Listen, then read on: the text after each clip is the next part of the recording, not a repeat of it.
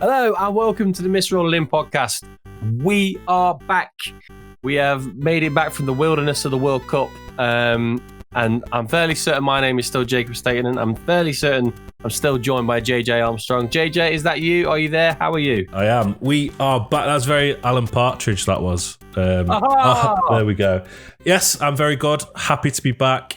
It feels like forever ago since we recorded. There's been a whole World Cup, a few illnesses, it feels like COVID, but it's not. I'm going to die situation. I had COVID. Well, you had COVID. A new puppy. You can see a crate in the background. Christmas, New Year, a Forest win, a messy World Cup. There's a lot going on. Lots going on. I think that's a great place to start out the messy World Cup. It was, despite the weird fact that it was in winter, it was a fantastic World Cup in my opinion. Great for Messi to win it. Amazing to see, I think it was five Forest players actually at the club now. 5 Forest players are out on loan at the World Cup. Remo Freud is scoring. Is it the first Forest player to score a World Cup since Pierre Van Hooijdonk in France 98? There was a start, so just wonderful to see. Obviously, so all the Welsh players as well playing together. Absolutely fantastic. Going to start the Forest coverage with an apology at the lack of vlog that we promised for the Palace game. JJ came down with failing a late fitness test, didn't you, JJ? As per, yeah. And I don't think anybody deserved to see my brother's mullet when he hot-footed it on the train down to cover. So you dodged a bullet, but we'll be back. We're going to the Leicester game. We'll be in Poets. We'll be doing a vlog. We having fun, I suppose, at the City Ground, which will be amazing. But I suppose kicking us off with matches, we need to cover off the win at Palace, which was it felt a bit. It's a big word, but it felt a little bit monumental. It felt like a really good way to go into the World Cup. It was a shame there was a break. Obviously, it's inevitable. We all knew it was happening, so you can't moan too much. But on the back of some really, really good results before that, and it just felt really, really positive. Absolutely. Yeah. We then fast forward. Great sound effect. That great sound effect. To what was it? The day after Boxing Day, so the 27th. Yeah. Cheers, Amazon Prime. Really appreciate that. To Old Trafford, to Manchester United away. Now, I think we actually played okay. I know that when we came out the second half, they said that we were having a go, and that was good. But I think the whole game we played okay. We just shot ourselves in the foot 3 times. I would have been really interested to see if we could have got to the kind of 60th, 70th minute without shooting ourselves in the foot, obviously. Just to see what would have happened, because I think we were giving them a game. Obviously, they were in control. They had possession. They had the chances. It's Man United away. They are, despite what most people think, still at least a semi-decent team. Well, certainly better than us anyway. But yeah, just I think you put out on Twitter, didn't you, saying, I'm not disappointed by that really at the end of it. And I completely agree. It's just, it was one of those games where you dared to hope after 10 minutes and then I got dashed a little bit. Yeah, I think we were just naive really, and we weren't terrible. I certainly don't think Man United were as good as 3-0 suggests. I think that flatters them. No. I thought 2 was about right, wasn't it? Yeah, it was our own fault. We cost ourselves. I thought after that game, I messaged some United fans to say I'd be surprised if we got top 4. But, think about it. Since then, a lot changes in football after Chelsea didn't win their last game. We'll come on to that. And Spurs don't look fantastic at the minute. So maybe they will. But I just think in terms of our fixture, I just don't think they were great. They're obviously better than us. And it's a fixture, first game back after a long break, away at Manchester United. You expect to lose, but you dare to dream. Unfortunately, it didn't pay off. We cost ourselves, like I say, we were naive, but it gave me great optimism and hope leading into the Chelsea game. And I was going into the Chelsea game expecting us to pick up something. Yeah, absolutely. I mean, so small bit of background. Myself, JJ, and a group of others are in a Premier League predictions thing where every week we guess the scores to every game, put money in, you get money out. Short story. But at the end of this round, there were 4 of us that got correct scores that week, and I was kind of Billy Large Testicles saying, which one did I get right? And it was, I guessed Forest Chelsea 1-1. Turns out all 4 of us guessed Forest Chelsea 1-1, including JJ Armstrong. So easy. Big shout there, JJ. Easy. We knew, we dared to dream, we believed, and I really just knew 1-1 was happening. It felt like we were getting something from it. Yeah, because I think it was a fantastic performance all game. We were very unlucky to go in at halftime 1-0 down. Sorry, it's a super lucky. It's a very smart finish from Sterling. Something that I didn't actually think he had in his locker. That kind of snapshot without having to dawdle on it and run around the ball 20,000 times. But it's super lucky it's come back to him. I'm not sure Loddy can do much more without risking a handball on a penalty. And Henderson, maybe, if I'm being super critical, maybe could have switched on a bit quicker and got across. But yeah, I mean, you kind of, if it's a centimetre higher on the bar, it's going out for a goal kick, isn't it? Or spooning away. But super unlucky to go out there. But then came out in the second half even better than the first half. Gibbs White cracks the crossbar with what could have been a goal of the season for the entire Premier League. Never mind just for us. Just a side note on that as well. Delicious cutback from Ryan Yates as well. The technique from Gibbs White to hit that shot is it's lovely. The technique was beautiful. Fantastic. Obviously, Brennan Johnson has that chance where it's very similar to the is it Harry Kane in the 2018 World Cup where he should have squared it to Raheem Sterling. I think we discussed at the time, didn't we? I'm kind of in the box of I want my striker to shoot that. And I think you're a bit more of a irrelevant to who's got it, square it. But I think Brendan's trying to play himself into a bit of form, which might cost us a goal or two, but I think it'll pay dividends in the end.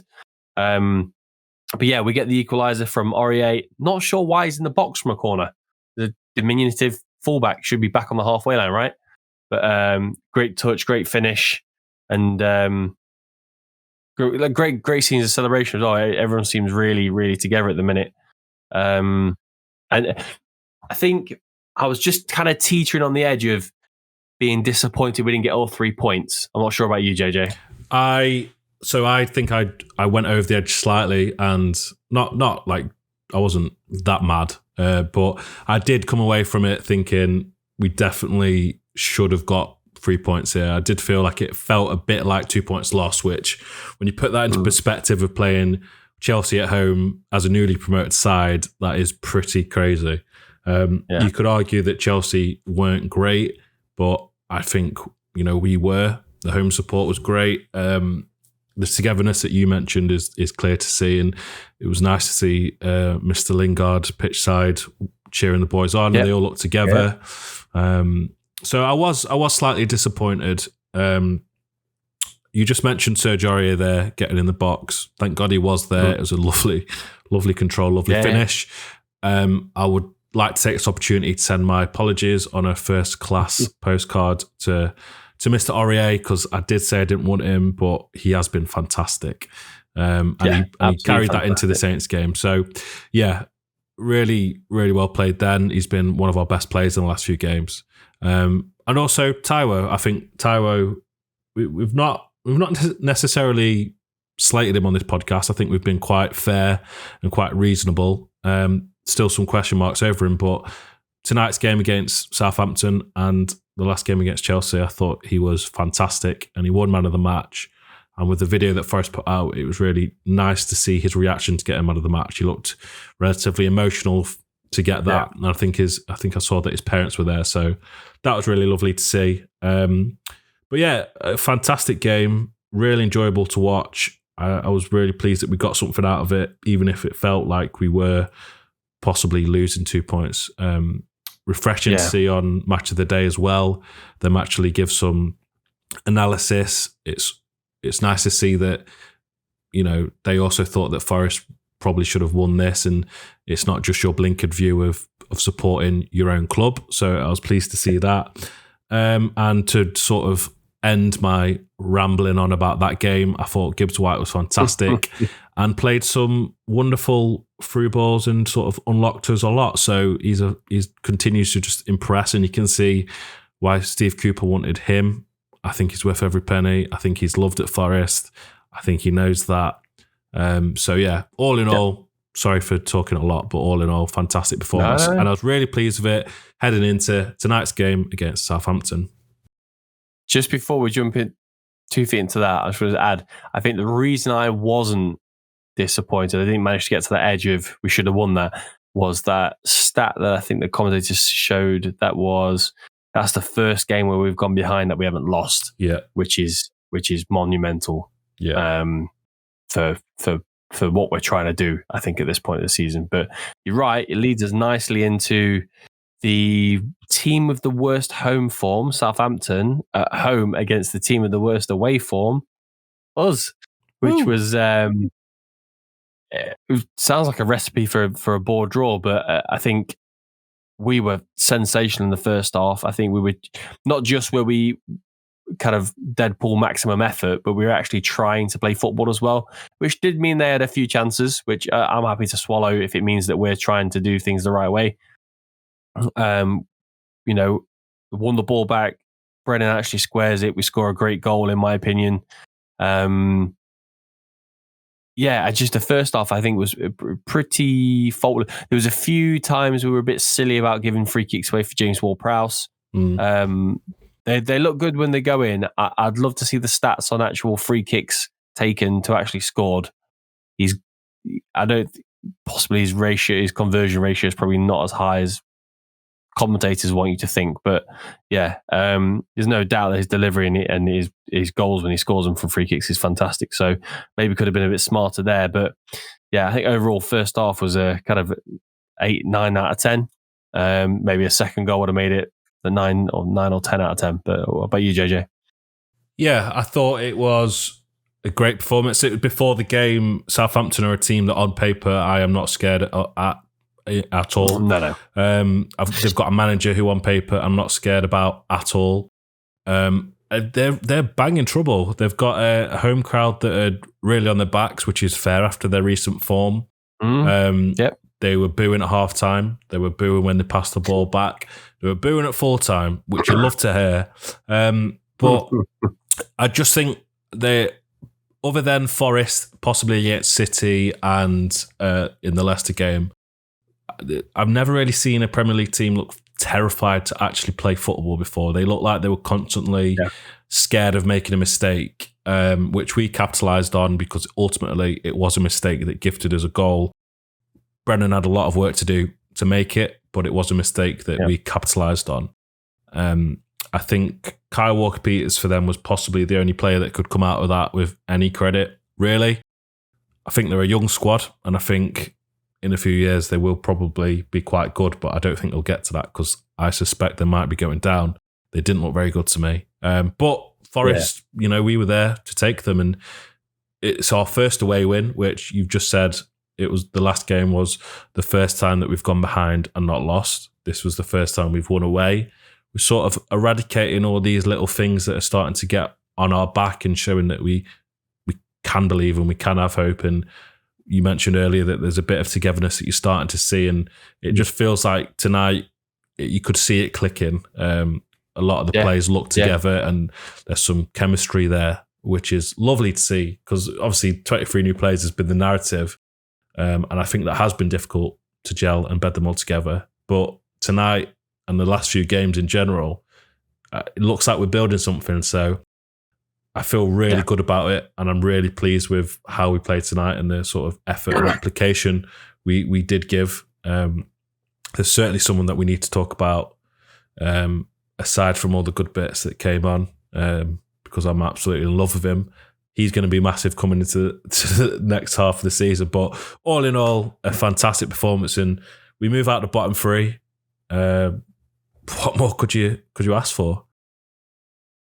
Yeah, I mean, I think the second half, it obviously got scrappy. I don't think we're anywhere near as good as we were in the first half, but I think that back four was phenomenal. Bolly and Worrell, where that partnership's come from, I don't know.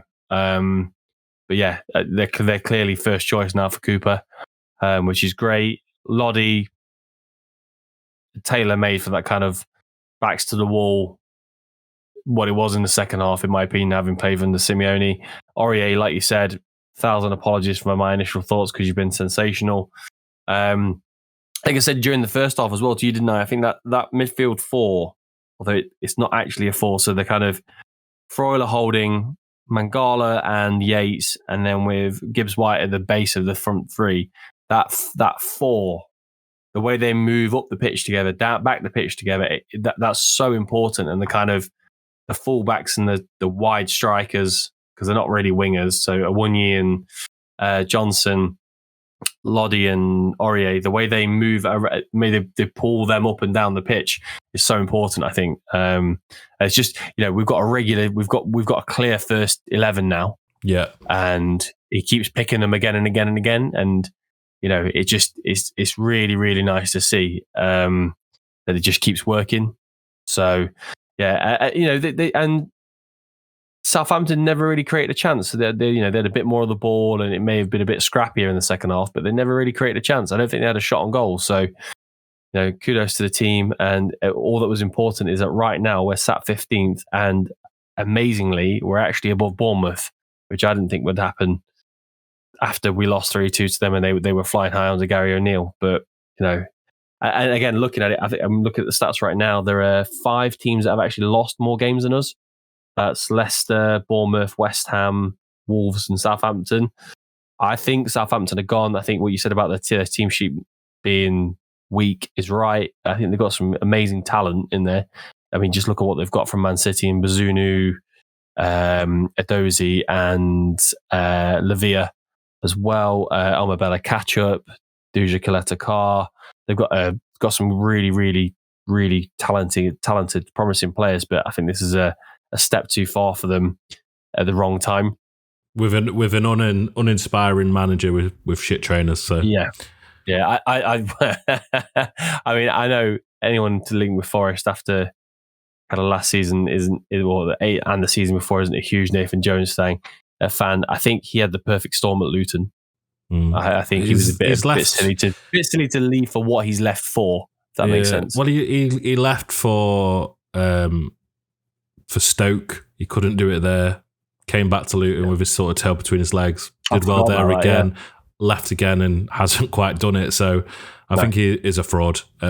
Shout out to the Forest away fans that were singing Nathan Jones. Yeah, you're a wanker, and Nathan Jones, your trainers are shit.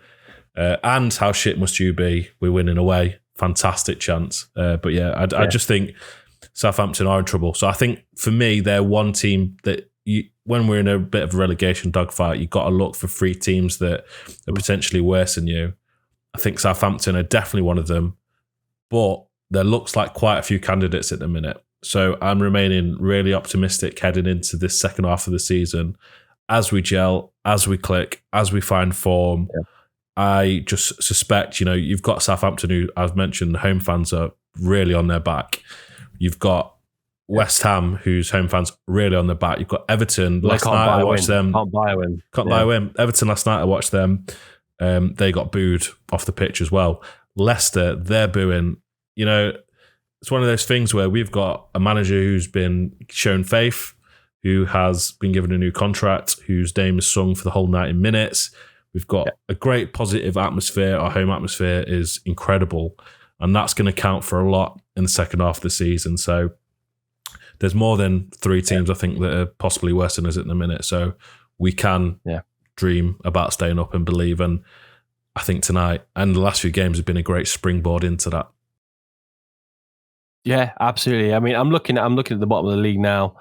I think Frank Lampard will get sacked, and I think Everton have actually got some decent players. So I think they will stay up. Very similar to West Ham. I don't think they'll sack Moyes, but I think they do have decent players, as they've shown in the last couple of seasons. So I don't think they'll go down. They're looking at Bournemouth. I think they've got a manager who's never managed before. They don't really have a good squad. They've lost that kind of new manager bounce. So I think they could be in some hidings that we've already had and taken and swallowed and moved on. Leeds, I don't know what to call on Leeds. I really don't. I want to say Jesse Marsch is a fraud. He is. But also he gets some decent results. It's odd. However, they are level with us, so he can't be that good. The Leicester, I don't see them getting many more wins. But what is really interesting, as she said, it, going into the second half of the season, we're not even actually out of the first half of the season yet. We've only, it's only 19's halfway. Well, the first half. So it's crazy to think we're in the first week of January going into the second week and we're not even halfway yet. So there's so many points to play for. I don't see how we could be anything other than positive. Yeah, especially, like I said, home atmosphere is massive. The man that I was referring to that came on is Gustavo Scarpa. I think he's going to be very important. Yeah. I absolutely love him. He is my favourite Forest player before he kicked a ball. And when I think he's going to be really, really good, because I think we saw it tonight with Morgan Gibbs-White is amazing, and I think he's our most important player. But he works so hard that it's hard for him to do that for 90 minutes. And I know he's just coming back from injury, so there is that as well. But if you can bring Scarpa on for him to sit in the hole, if you can bring Scarpa on to play on the wing for, let's say, Johnson or something in the second half, I just think his momentum's gonna build, because he's never played outside of Brazil before. He's clearly talented. Some of the passes, there was one that he did to Nico Williams really late on, where he hit it, and I just assumed it was going straight out for a throw-in. All of a sudden, it whipped back in and basically landed at Williams' feet. It was amazing. So I think like I said, I think he's going to grow to become a key player, whether that's as a sub or as a winger, maybe. I can't see him dislodging Morgan Gibbs-White, but yeah, I think it's a really shrewd signing to go out and get someone like that on a free. Which, speaking of signings, brings us into January. Emmanuel Dennis is apparently on his way out, which I'm not entirely shocked and surprised at, JJ. Jake, sorry, we're back in the room. There was a bit of technical difficulty there. Don't know if you could see me speaking whilst Jake was speaking, but my point that I was trying to finish, which sort of leads on to his point anyway, is that Scarpa is going to be really important because he's beautiful, but he's a fantastic player. But what we need to make sure we do in this January window is not disrupt too much, not add too many new faces in, because we don't want to just settled. It's settled now. We don't want to unsettle it too much, so we only need a few. But anyway, I believe your point was, and apologies for the technical difficulties, I believe your point was that Emmanuel Dennis is going, which surprises me. I didn't think he would have such little impact. But it doesn't surprise me after seeing how little impact he's had. I'm going to chalk that one off as me getting that one wrong, because I really wanted him. I was really pleased when we got him. And I'm surprised. I'm very surprised to see that he hasn't quite hit the heights, but it just sort of seems like Cooper didn't want him. There's question marks over his attitude. It's one of those that just hasn't worked. And if we can get rid of him and recuperate some of the fee, if Cooper's not going to play him anyway, then fine. But apparently we're getting more than what we paid for. That's the whispers. He's going to America or the Middle East, isn't he? Yeah, well, if that happens, then even more. See ya. It's a real big shame. I think at some point, I think he'll play in the Premier League and be really good, but not with us, it seems. So as long as we can get better in. Yeah. I never really saw where he would fit in. I looking at the 3-4-3 that Cooper played last season and the 4-3-3 that he's stuck to now, which I love. I couldn't see where he would slot in, because he has the big target man on the left wing to hold the ball up. He has the playmaker in the hole, and he has the pacey playmaker on the right wing. And I don't think Dennis is any of them. Dennis wants to be the striker on the left wing cutting in, if that makes sense. So I don't think I ever really saw where he would fit in. I think there's been constant rumblings of, he's a poor trainer, or he's got a poor attitude, that kind of thing, which, I've never met Steve Cooper, but I've watched enough videos of him to know that just isn't going to wash in the slightest. It's a maximum effort situation at all times, I think. So I'm not overly surprised. I'm a bit disappointed because, he did have a good season with Watford the season before. cost a bit of money, but if we're making at least what we paid, irrelevant, isn't it? Yeah. To your point on incomings, I wouldn't mind one or two. I don't, prior to Worrell and Bolly being a good partnership, I probably would have asked for a centre back. We do have Niakate to come back, which will be like a new back for signing. January, back to the end of the month. Apparently, I think that will feel like a new signing. If he gets in the team. Well, he's got a lot of work to do to sort of get his way back. But I think he is obviously a great player, so maybe a cup game would be good to bed him in, but I think that will feel like a new signing. But I think someone, probably a centre mid now that Kouyaté is injured, and maybe a striker, possibly a centre back. I don't think we need much more than that. It's one of those things, isn't it? It's I agree we need a centre midfielder to replace Kouyaté, but they're not going to be first choice because of how good that three is at the minute. Yeah, it has to. So I think how can we sign some? What's the quality we can get, knowing they're going to be back up to somebody who's also going to be a backup? If you know what I mean, it's a really hard one. Yeah, I was thinking today as well, though. Sorry, mate, go on. There are the opportunities for these players to get minutes with the 5 subs. So you see today, Surridge came on and Colback came on. Fantastic. Yeah. I think they both played really well. It's a shame to see Surridge linked with Burnley and Sunderland. I really hope that's just for a loan. I think he's going to be a very good Premiership level striker in a good few years. I don't want to lose him, so hopefully that's just a loan. But in general, the opportunities are there. Because we Surridge and Colback came on, and I think in the market you can get better than those two for the Premiership. So the opportunities are there to get two good squad players that can come on that will be better than Surridge and Colback. Yeah, I mean, I think with Surridge, I can kind of understand why he'd want to leave. He's not as young as people think. He's 25 next summer, so. Wanting to really settle down and get in.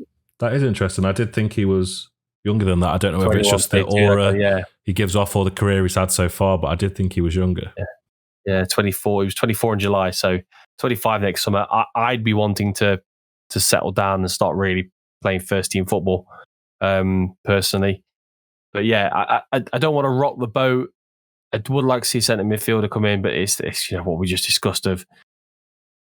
Who do you get in that's quality, knowing they're not going to play? If you know what I mean, because it's thankfully not my job to decide. Let's just hope we get it right. Yeah, basically, please don't rock the boat, because it seems to be sailing quite nicely now. Yeah. So we next. Who we got next? We've got 2 cup games coming up. Blackpool, haven't we? And is Blackpool away and Wolves at home? Correct, yes. FA Cup and EFL Cup respectively. I'm sort of I'd quite like to see maybe the more secondary team playing on Saturday against Blackpool. Theoretically, an easier opposition.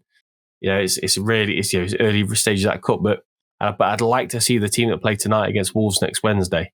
I agree. Because we get to the semi-final of another cup competition. He just keeps ticking things off, doesn't he, King Cooper? I completely agree with that. I think Blackpool's a great chance for a Scarpa start. You've got your Surridges, you've got your maybe Dennis if McKenna he's not gone, McKenna Cook, you've got your Tofflows, you've got your Williams, you've got your O'Briens. Like our second squad is still very good. It's a strong team. It's a strong team for that, isn't it? Really, it is. They have played as well. Yeah, and we should and can beat Blackpool. It's the cup. It's the magic of the cup. You never know, but it's a great opportunity to sort of rest a few, but bed a few players in. But like you say, an opportunity to get to a semi-final would be massive. So same team as tonight, and sort of use that to hopefully take some form into the Leicester game at home as well. 2 home games in a week would be fantastic, but we've got some very nice fixtures coming up to really sort of cement our place in. So I can't say, we'll talk about the next 2 games and we'll come back and discuss the Leicester one. But I think I can't really see anything past 2 Forest wins myself in both cup competitions, and if we get to a semi-final, fantastic season. Another great addition to Cooper's honours list.